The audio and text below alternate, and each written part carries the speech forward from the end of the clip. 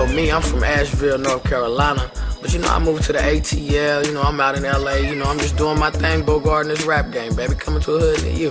See, music means a whole lot to me. Really, music can take you through some things. Like, it's certain experiences that you're gonna run through in life that certain music or certain stuff that you was listening to at that time is gonna bring back that memory. So, memory means a whole lot. Y'all be asking them deep questions. My lyrics right now really just, I feel they express me, and anybody that's going through the same things that I'm going through, or they feel the same struggle that I feel. I feel that they gonna feel my music. It's gonna touch them. Well, in my free time, I just really, I like to kick it. I'm the average 18-year-old, but I'm doing things that adults do. So, as anybody older than me that's like way older than me is gonna be like, oh, he's managed just by seeing me and the things I do. But I'm just being me. The title of my album is Managed. You already know. I just felt that word, best describe me. I heard it enough coming up. It stuck with me. So, I drug it along with me.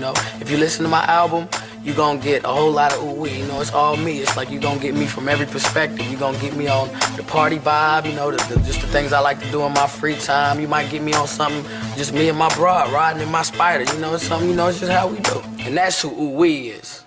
And Bogart said you got a whole lot coming to you. What's good, y'all? What's the numbers TV? It's your boy Paul Rowe. Make sure you subscribe to the channel if you're not subscribed already, and like a video if you appreciate the content that Paul Rowe and What's the Numbers I provided. Today we back on the profile piece. This one is on ooh-wee. In this video, we're going to talk about his early years coming up in the South. Then we're going to focus on his entry into the music game and his relationship with BMF during their heyday in Atlanta. After that, we will talk about his multiple run-ins with the law and the serious crimes he would end up being accused of. And then finally, the focus will be on the details surrounding the situation that currently has ooh-wee serving a 39-year sentence in prison.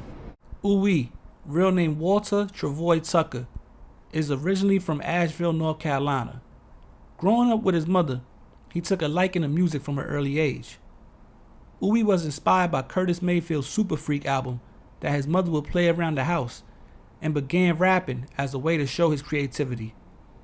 He was raised in Asheville, North Carolina till about the age of 14 and then moved to Atlanta. Once in Atlanta, ooh-wee, who was Crip affiliated, would start to take rap more serious and set out to make a name for himself on the local rap scene. He built relationships with different people in the music industry and got himself a situation with an independent rap label by the age of 18. ooh-wee would begin to move around a bit more once signed and eventually made his way out west to LA, where he formed some musical relationships, the most notable one being with legendary rapper Snoop Dogg. The two would collab on a song for ooh-wee's album that he was working on at the time. Drug kingpins like Big Meech of BMF and Jerry J. Rock Davis of the Sin City Mafia both worked with ooh-wee after growing fond of the young rapper. But after both Meech and J. Rock, to who ooh-wee was signed to directly, went to jail on big drug indictments in 2005, ooh-wee was left to fend for himself in the streets and also in the music industry. And this is where things started to take a turn for the worse for the North Carolina native. Over the next few years, ooh-wee would bounce around from Atlanta, North Carolina, and Florida, staying in contact with the people he met throughout his years hanging with BMF and the Sin City Mafia. In March of 2008, ooh-wee got into an argument with a man down in Florida. During the altercation, the man was knifed and left on the ground bleeding with multiple stab wounds. ooh-wee, who was looked at as the aggressor in the situation, was arrested and charged with aggravated assault. Some reports have the man dying and ooh-wee being sentenced to 4 years in prison after pleading guilty to the murder. He served that sentence in a Florida prison, and in February of 2012, he was released back to society. Given a second chance at freedom, ooh-wee, who was now in his late 20s, planned to hop back into the music game where he felt he had a legitimate chance at succeeding by rapping about all he had been through in his life. But he also had to provide for himself, and to do that, it looked like ooh-wee had to jump back into the streets. Things ended up taking another turn for the worse just 7 months after being released from prison, when in October of 2012, ooh-wee was arrested for a murder that took place in South Carolina. The story that would come out was allegedly a man by the name of Quantiz Greer would be brought to a mobile home in Burton, South Carolina by a female who knew ooh-wee. When once inside the mobile home, a robbery would take place, and at some point during the robbery, Quantiz Greer was shot and killed. Uwe, along with 2 other men, will be arrested for the crime and charged with murder, armed robbery, and kidnapping.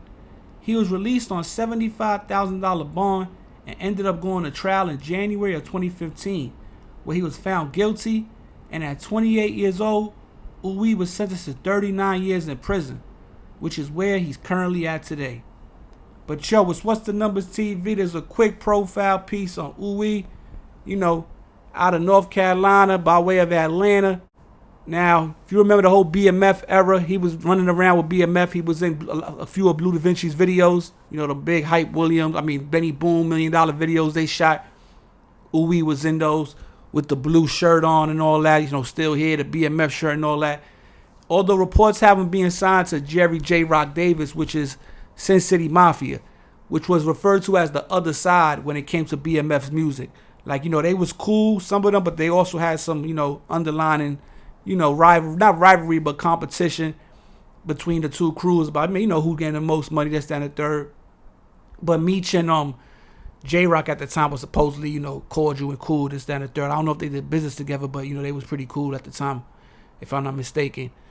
I don't know what happened after. I remember in the interview, Meech had spoke about J-Rock, that he was more so, he got caught with all that work and all that.